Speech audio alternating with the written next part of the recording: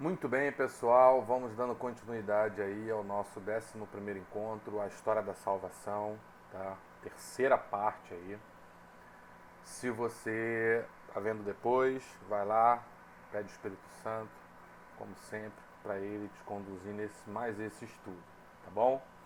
Bom, no último vídeo nós paramos quando o povo sai do exílio da Babilônia, né?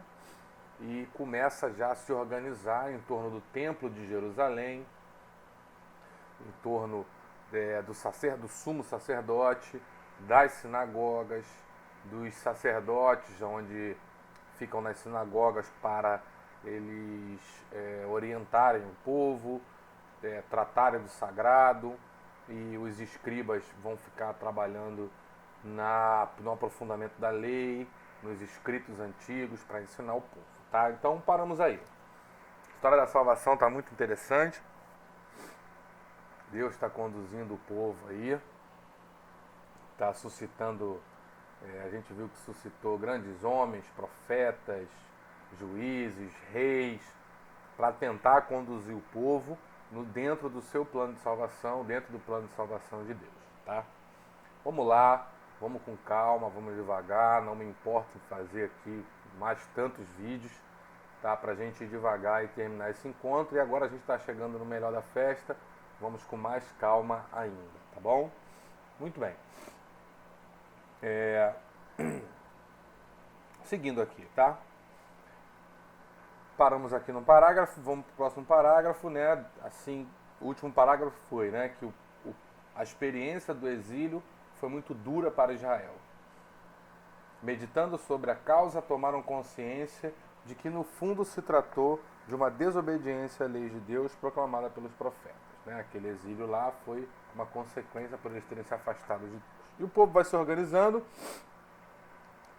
Perdão, tá? Eu acabei de tomar banho. E quem tem rinite alérgica é assim, sai do banheiro e fica com coriza. Perdão. Assim surgiu o farisaísmo. Preste muita atenção nessa parte.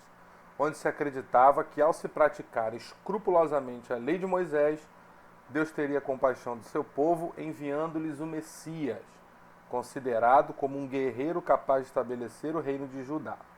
Assim gerou uma preocupação excessiva às interpretações, ao debate e ao culto exterior. Outros pensavam distintamente. Esses eram os pobres de Javé. Estes tinham plena confiança em Deus, sabiam que Deus ama seu povo e estavam convencidos de que algum dia o salvaria, sem importasse quando nem como. Então aí, a partir daí vai surgir, né, a corrente chamada farisaica, farisaísmo, que a gente vê nos evangelhos Jesus bater bastante de frente com os fariseus.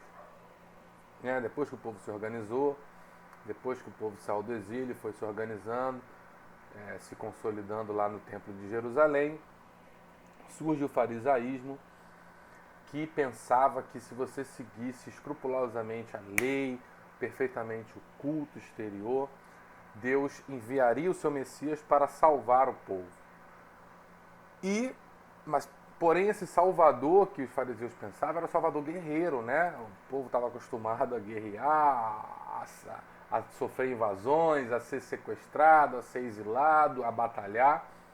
Então eles pensavam que Deus enviaria um Messias, né? Mas um Messias guerreiro, um Messias político, um Messias salvador no sentido político, no sentido de dominar a terra e ter um domínio terreno. Tá ok? Então esses são os fariseus. E uma outra corrente era conhecida como os pobres de Javé, já pensavam que Deus, tinham plena confiança em Deus e sabia que Deus de alguma maneira iria salvá-lo, enviar um Messias para salvá-lo. Não sabia como, não sabia de que jeito, só apenas confiavam em Deus e esperavam isso.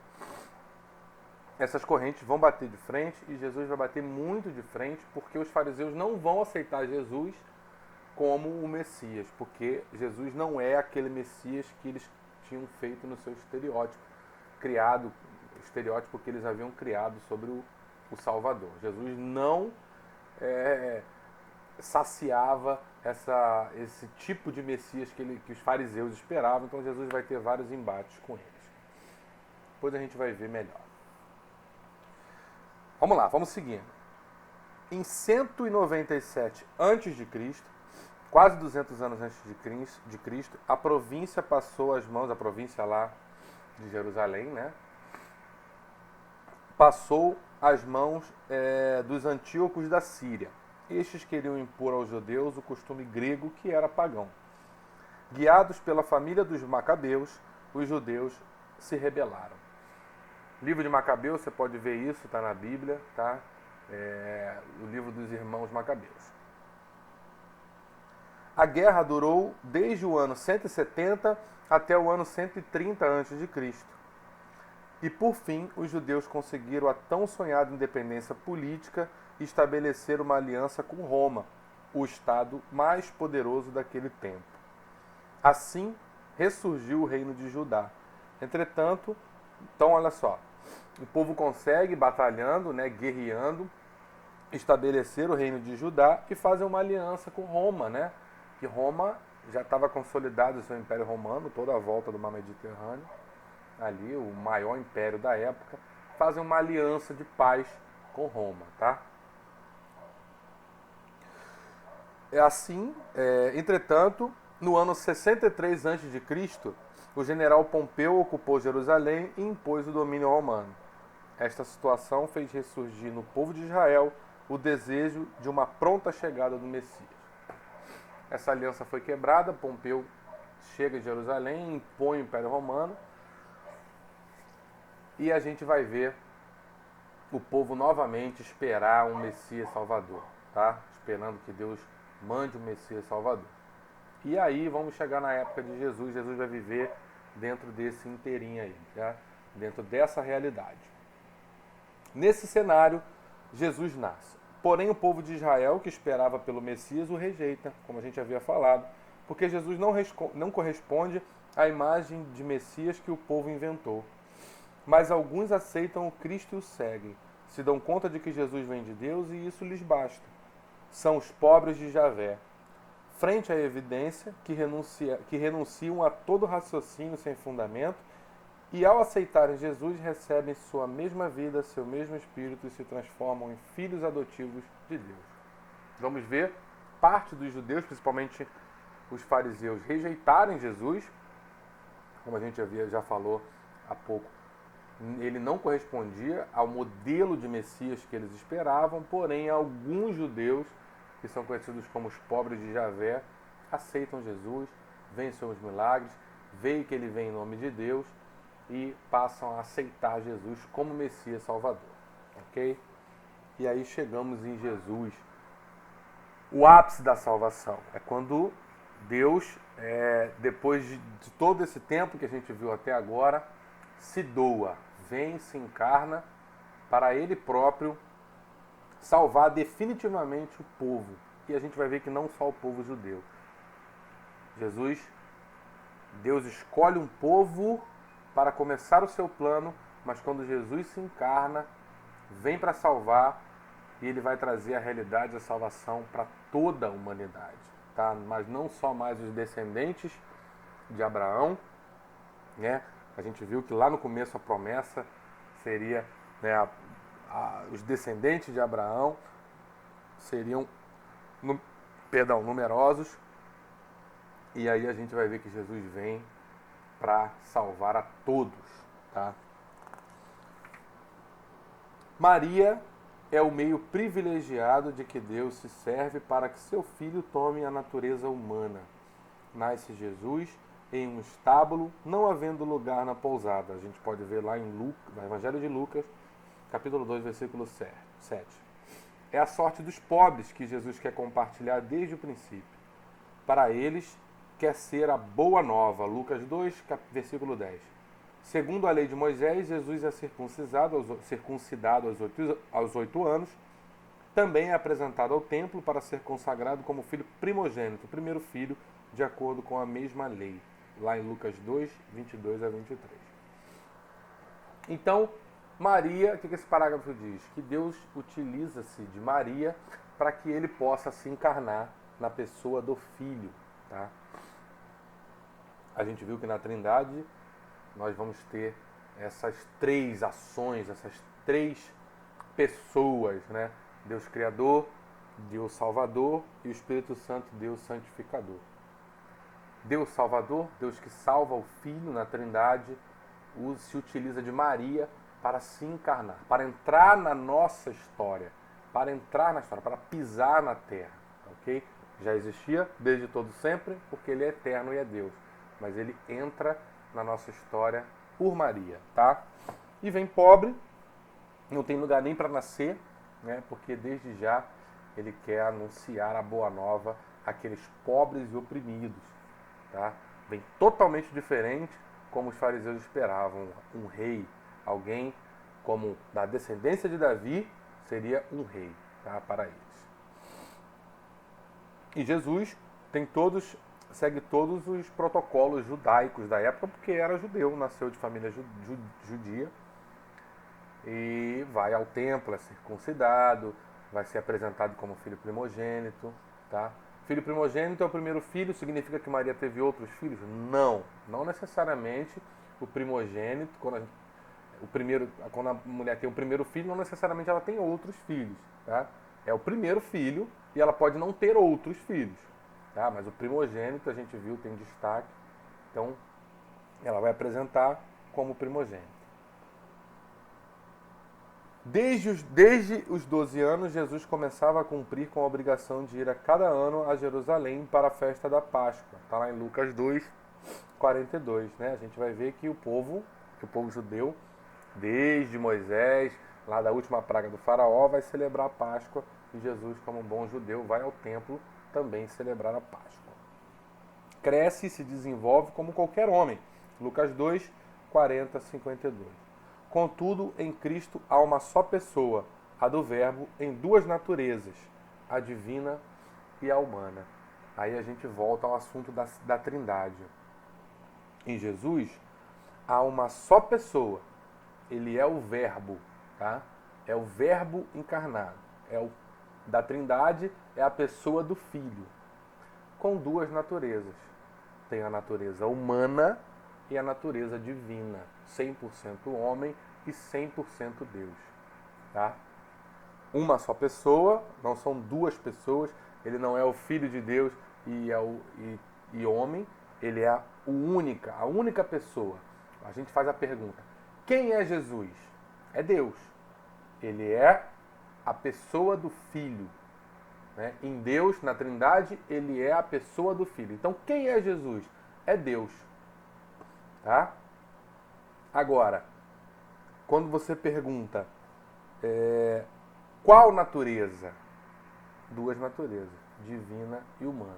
Então, quem é Deus? Quem é Jesus? É o Filho de Deus. E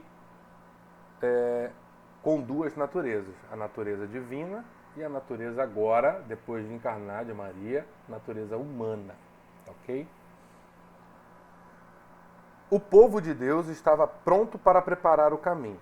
Assim que escutaram a palavra de João Batista, se aproximaram dele para receber o batismo da água em sinal de arrependimento. Uma vez que reconheciam seus pecados e pediam perdão a Deus, sua alma ficava limpa e disposta a compreender a mensagem de Cristo. Está lá no Evangelho de Marcos 1, versículo 15. O que é isso? A gente vê agora aqui a figura de João Batista.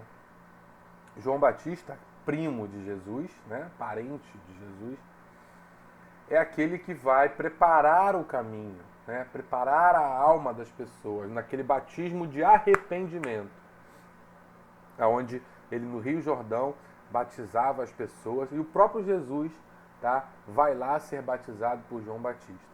A partir daí, as pessoas estarão prontas para aceitar a mensagem de Cristo. Contudo, existiam dois batismos, presta atenção.